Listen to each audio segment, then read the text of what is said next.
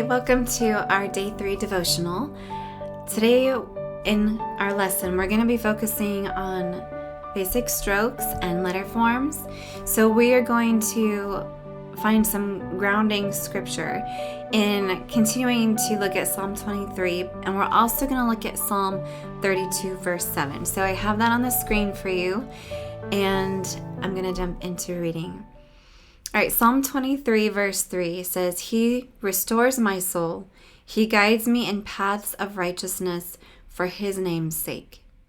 Then verse 10 says, "But he who trusts in the Lord, loving kindness shall surround him." So if we jump over to Psalm 32, verse 7, it says, "You are my hiding place. You preserve me from trouble. You surround me with songs of deliverance. I will instruct you and teach you in the way you should go. I will counsel you with my eye upon you." So those are some beautiful verses, and truly beautiful because we're talking about instruction and guidance and correct learning. And that takes place surrounded in God's loving kindness. So we're looking at correct training, and it says that he guides us in paths of righteousness. So the right paths, the correct learning, and he guides as in it's ongoing because that's who he is. He's never going to leave us. He's never just going to be satisfied with leaving us with more to be known or more to be learned. And he's going to continue to be there. And the reason that we're being guided is because there's an ongoing practice of correction, of learning, and repetition. And oftentimes we don't get to move to a new path until we've sort of gotten the rhythm of this one. And whatever this path is for you, sometimes we look ahead and we think, okay, I know where we're going, I see. But then God's like, well, wait a second, I think we need to come over here for a minute, and then we'll get back over there, but we're going to learn something new right now as well. So we have these plans and ideas for, okay, I finally understand what God is teaching me, and then all of a sudden we're thrown a curveball. And then there's the fact that there's different paths for different people. We all have different circumstances and different purposes at different times. So as you're going along on your path, and we talked about veering off, other people need to learn different things and be connected to different people in a totally different way. And I think we can all have grace for ourselves, especially when it gets into that comparison game of, oh, well, this person is here and doing this, and I'm just way over here.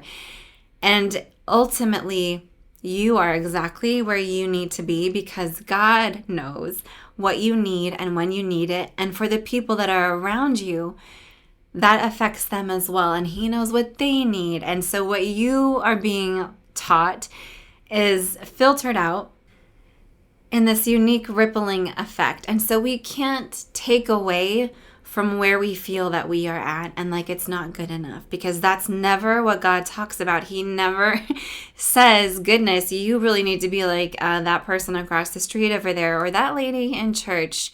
She should be your example. He never says to do that because you're totally different people. And I hope that this has reinforced a little bit of he has a path for you, and you are being guided and you are being taught, and not just in a, oh man, come on, get it together, girl, but in a loving way. You surround me with songs of deliverance. I don't know like how we can be any more comforted by the beauty of that. That is such a unique phrase to put along with instruction. Right after that is, I will instruct you and teach you in the way you should go. There's so much gentleness there because he is a loving shepherd. He is kind and he will guide you.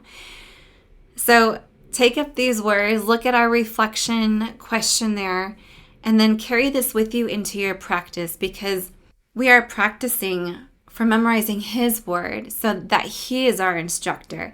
It's not just the fact, okay, I'm making lines and I'm practicing these strokes, and when do I get to the good stuff? Because it's a building block.